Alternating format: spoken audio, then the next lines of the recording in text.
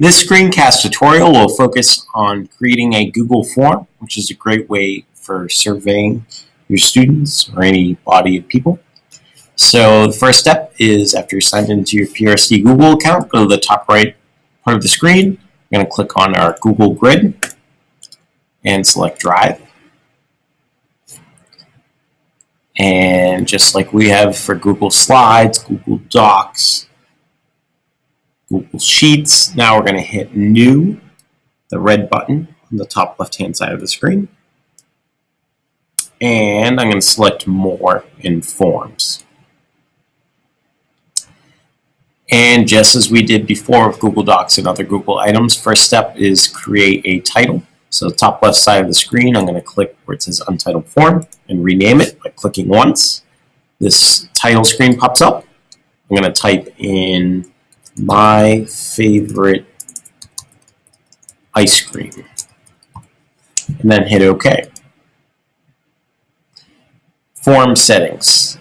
You can require a Pentucket Regional School District login to view this form, so that means anyone outside of the school server wouldn't be able to view it. You would have to use your username and password for Pentucket.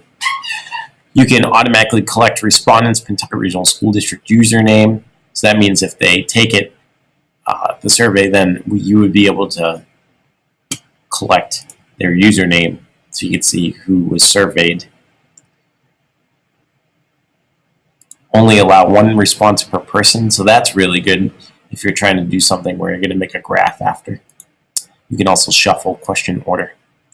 So, my favorite ice cream is the title.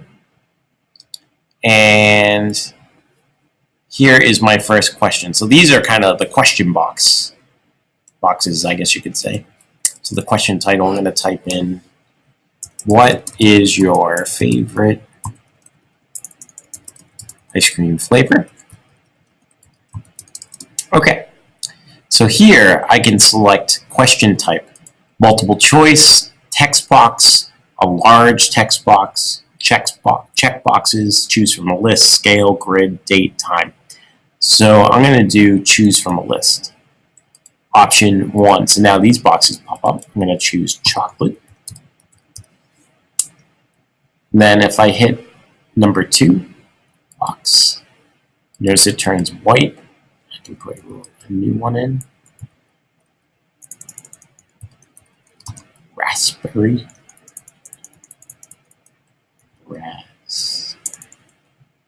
Ooh, I hit delete.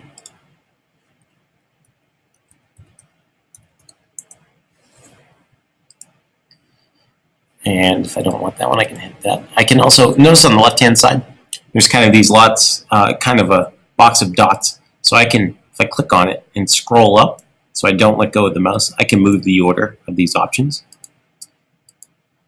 And if I want this to be a required question, I would hit this checkbox. That means somebody taking the Google form would not be able to submit the form or go on to the next question until this one's done. Great, so I can either select done or add item. When they say item, they really mean add another question. So I'm going to hit add item. And something I usually forget to do is ask the student, what's your name? So that way, if I don't want the answers to be random, I actually want to know who answered them. This is a great way to execute that. So I'm going to type in name, question type, text, or if you do check boxes, you can put the name of all your students in. So I'm just typing in the name, then hitting enter, stuff like that. Okay, definitely a required question. I'm going to hit done. And thinking about it, I really want the name question to go first. So I'm going to go click, notice the box turns kind of light gray. I'm going to click on it. I'm not going to let go of the mouse. I'm going to drag it up and let go. And now it's the first question. Confirmation page. So after you're finished filling out the survey, so you sent it out, sometimes a good form of survey etiquette, one might say, is to say, thank you for taking this survey. So you would click your response right here. It says your response has been recorded. You can change that to say, thank you for taking the survey, or anything you want.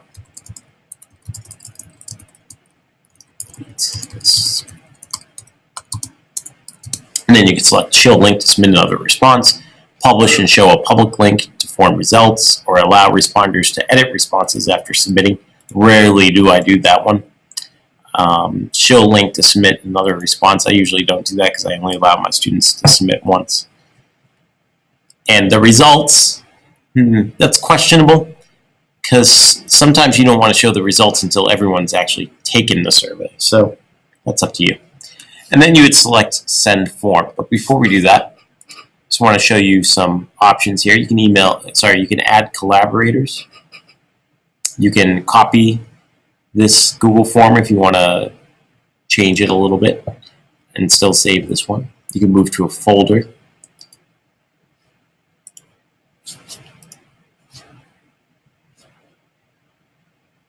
You can download it as a .csv. You can embed this. So if I hit embed, I get the long embed code. So that's great if I have a Google site or a Weebly website, for example, and I want to embed it in there. I can view the live form to see what it looks like live. I can insert an image, a video. So this is cool. Let's say you find a YouTube video. So I'm going to do a video search for chemistry. Let's see what we have.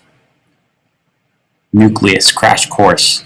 So let's say you want them to watch the video and then put the title in. Crash course chemistry.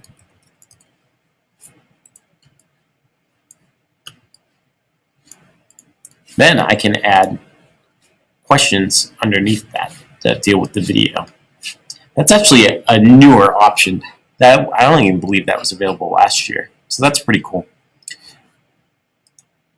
Another thing I like to do with my Google Forms is create a background. The option is recently moved. Edit. Where is it? Change theme. Here we go. It's under View. It used to be under Edit. So anyways, I'm going to go to View and change theme. And on the right-hand side, you have all these theme options.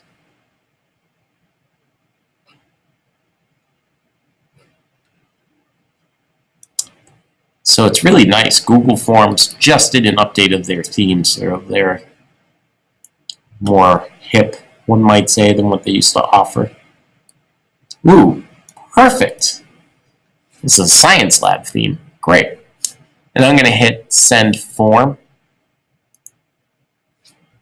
And here's the link if I want to send it out to people, or I can embed it, or I can add email addresses to send it to.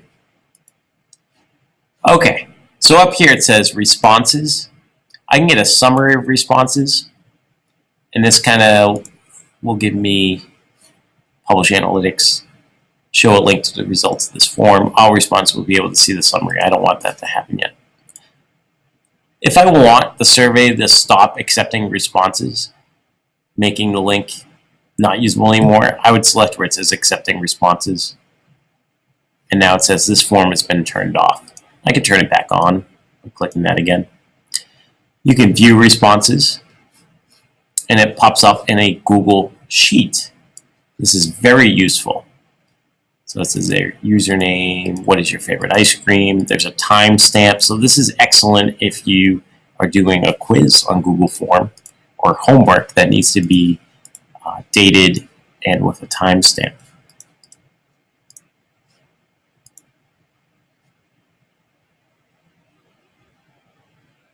Great, that's pretty much it. So Google Forms are really exciting for students.